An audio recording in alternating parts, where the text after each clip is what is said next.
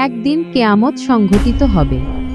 সেদিন এই পৃথিবী ধ্বংস হয়ে যাবে, জমিন ও আসমান ফেটে চুরমার হয়ে যাবে, বাড়ি গাড়ি পাহাড় পর্বত তুলার মতো উড়তে থাকবে, তারপর সবকিছু ধ্বংস হয়ে যাবে। মানুষ সহ পৃথিবীর সকল জীবজন্তু মৃত্যুবরণ করবে। মৃত্যুর পর আমাদের কবর থেকে তোলা হবে। আল্লাহ তাআলা আমাদের মাটিতে মিশে যাওয়া হাড়, পচে যাওয়া মাংস পুনরায় গঠিত করবেন এবং আমাদের পূর্ণ শরীর ফিরিয়ে দেবেন। যারা মুমিন তাদের মনে হবে এইমাত্র আমরা ঘুম থেকে উঠলাম। ছোট থেকে বড় এবং ধনী থেকে গরিব পর্যন্ত সেদিন সবাইকে একসঙ্গে উপস্থিত করা হবে এবং আমাদের পৃথিবীতে করা কাজকর্মের ভিত্তিতে ন্যায় বিচার ঘোষণা করা হবে। তারপর বিচারের দিনে আল্লাহ রব্বুল আলামিন সকলের মুখে মোহর মেরে দেবেন। এর ফলে কেউ কথা বলতে পারবে না। সবাইকে এই দুনিয়ার সকল কাজকর্মের হিসাব দিতে হবে। কেউ যাবে জান্নাতে, কেউ যাবে জাহান্নামে। হাসরের ময়দানে প্রত্যেক মানুষকে 5টি প্রশ্ন করা হবে। হাদিস শরীফে এসেছে, কিয়ামতের দিন কোনো আদম সন্তান 5টি প্রশ্নের উত্তর দেওয়া ছাড়া এক পাও নড়তে পারবে না। সেদিন তাকে জিজ্ঞাসা করা হবে, সারাটি জীবন কোন পথে ব্যয় করেছ, কোন পথে আয় করেছ এবং কোন পথে ব্যয় করেছ, কতটুকু ইসলামের জ্ঞান শিক্ষা করেছ এবং সে অনুযায়ী কতটুকু আমল করেছ। এরপর আমাদের ভালো মন্দের আমল নামাগুলো সেদিন খোলা হবে। ফেরেশতারা প্রত্যেক ব্যক্তির আমল নামা দেখবেন। অতঃপর যে ব্যক্তি নিজের স্ত্রীকে আগুনে পুড়িয়ে হত্যা করেছে ও পরকীয়ায় লিপ্ত ছিল তাকে টেনে হিঁচড়ে নিয়ে যাওয়া হবে জাহান্নামে। আরেক ব্যক্তির আমল নামা দেখা হবে। অতঃপর যে ব্যক্তি অনেক টাকা পয়সা থাকা সত্ত্বেও দান খয়রাত করেনি, অথচ সেই টাকা দিয়ে নেশা করেছে, তাকেও টেনে নিয়ে যাওয়া হবে জাহান্নামে। আরও এক ব্যক্তির আমল নামা দেখা হবে। অতঃপর দেখা যাবে সে ব্যক্তি একটি মেয়ের সাথে জিনা করেছে এবং সর্বদা খারাপ কাজে লিপ্ত থাকত, তাকেও জাহান্নামে নিয়ে যাওয়া হবে। অন্য এক ব্যক্তির আমল নামা দেখা হবে।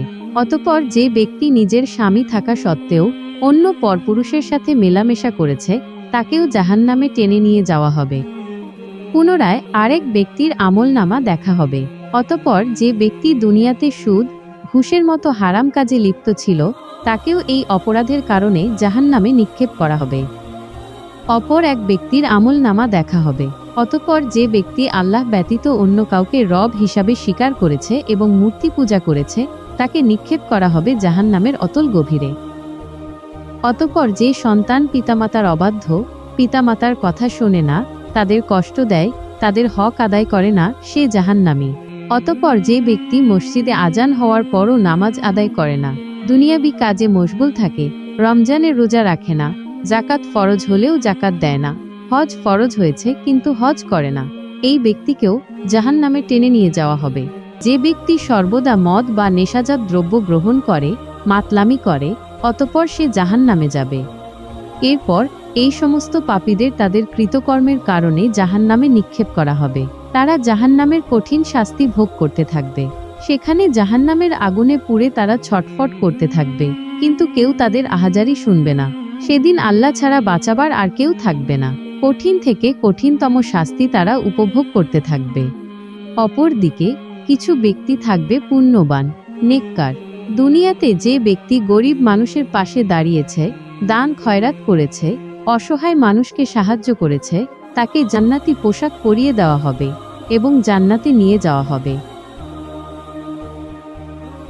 অতঃপর যে ব্যক্তি হালাল পথে আয় রোজগার করেছে, আল্লাহর ইবাদত করেছে এবং মানুষের উপকার করেছে, সে ব্যক্তিও জান্নাতি, তাকেও জান্নাতের পোশাক পরিয়ে জান্নাতে নিয়ে যাওয়া হবে।